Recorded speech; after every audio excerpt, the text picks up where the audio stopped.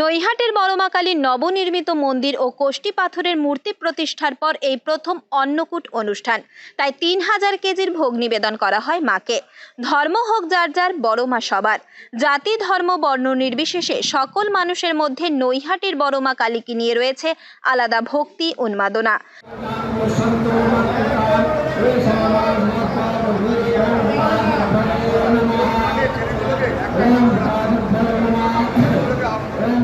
বড়মার ভক্তরা ছড়িয়ে ছিটিয়ে জেলা, রাজ্য, দেশ, এমনকি বিদেশেও।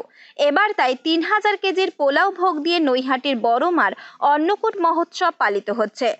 টানা বেশ কয়েকদিনের প্রচণ্ড দাবদাহ কাটিয়ে স্বস্তির বৃষ্টি নামতেই পারদ কিছুটা নিচে।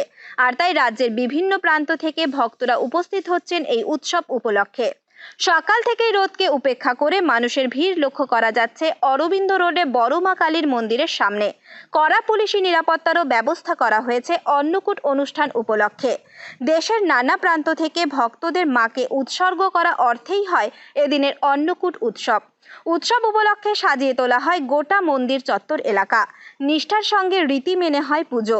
বেলা 11টা থেকে দুপুর 2টো পর্যন্ত চলে বিশেষ পুজো। মার সামনে সাজিয়ে দেওয়া হয় ৩,০০০ কেজির পোলাও ভোগ। এদিন মন্দিরে মাকে প্রণাম করতে আসেন ব্যারাকপুর লোকসভা কেন্দ্রের তৃণমূল কংগ্রেসের প্রার্থী পার্থ ভৌমিকও। প্রণাম সেরে বাইরে বেরিয়ে সাংবাদিকদের মুখোমুখি হয়ে পার্থ ভৌমিক জানান, এটা তো এই বছরের ঘটনা নয়, প্রত্যেক বছরই আমি আসি। স্বাভাবিকভাবে মায়ের কাছে সবার শান্তির জন্য মঙ্গল কামনা করি। মা সবাইকে শান্তি দাও। মাকে তো আমি একটাই কথা বলি, মা এই ব্যারাকপুরের এই গুন্ডারাজ খতম করো, ব্যারাকপুরের মানুষকে শান্তি দাও। বড়মার কাছে তিনি চাইলেন ব্যারাকপুরে গুন্ডারাজ খতম করে ফিরুক শান্তি। পুজোর পর ভক্তদের জন্য পোলাও, আলুর দম, পায়েস সহযোগে চলে ভোগ বিতরণ। উত্তর 24 পরগনা থেকে রুদ্র নারায়ণ রায়ের রিপোর্ট, লোকাল 18 বাংলা।